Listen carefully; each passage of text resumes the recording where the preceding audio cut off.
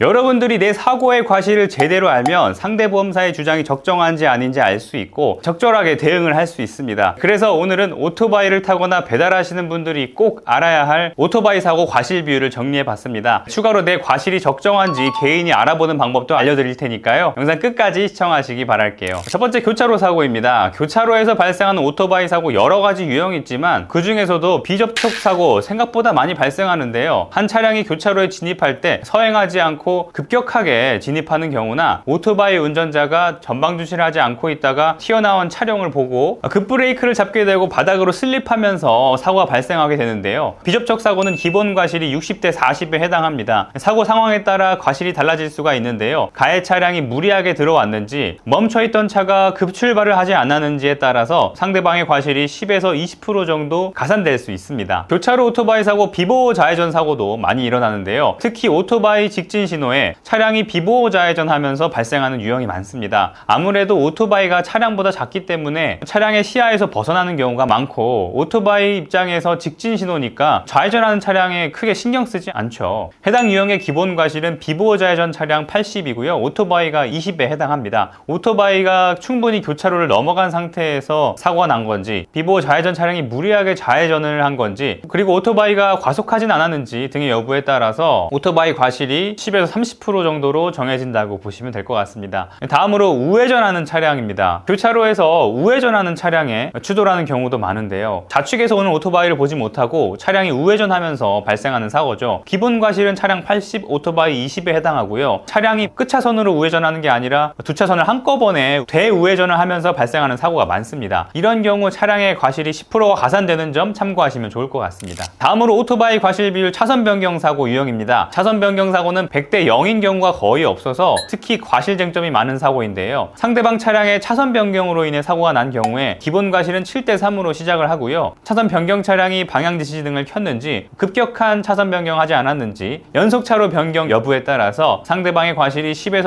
20%가 가산됩니다. 상대방이 100% 과실인 차선 변경 사고도 있는데요. 상대 차량이 정체차로에서 차선 변경하다 사고를 낸 경우엔 피해자에게 과실이 없다고 보시면 됩니다. 마지막으로 개문 사고입니다. 이륜차 특성상 차량 사이를 지나가는 경우가 많죠. 개문 사고도 많이 발생하는데요. 오토바이 운전자 입장에선 택시가 아닌 이상 문이 열릴 거라고 예상하기 어렵죠. 이 개문 사고의 기본 과실은 개문 차량이 70, 이륜차가 30에 해당이 되는데요. 개문 차량이 비상등을 켜지 않은 경우엔 10%가 가산되고요. 지나갈 수 있는 공간이 상당히 좁은 곳에서 발생한 사고는 오토바이 운전자가 무리하게 주행했다고 볼 수 있기 때문에 과실이 10에서 20%까지 가산될 수 있습니다. 개인적으로 과실 비율 기준을 확인하고 싶은 분들도 계실 거예요. 네이버에 교통사고 과실 비율 인정 기준이라고 검색하면 이런 포털이 나옵니다. 여기에 들어가셔서 자동차와 자동차의 사고 클릭하면 여러 가지 사고 유형들이 나오거든요. 여기서 내 사고 유형이 뭔지 찾아서 확인을 하시면 되겠습니다. 법원이나 보험사에서도 이 기준을 참고하기 때문에 충분히 신뢰할 수 있는 기준으로 보시면 됩니다. 오토바이 사고 유형에 따른 과실 비율을 설명드려 봤는데요. 보험사에서 주장하는 과실이 내가 생각했던 것보다 많아서 혹은 가해자가 잘못을 인정하지 않아서 애태우는 분들이 많은데요.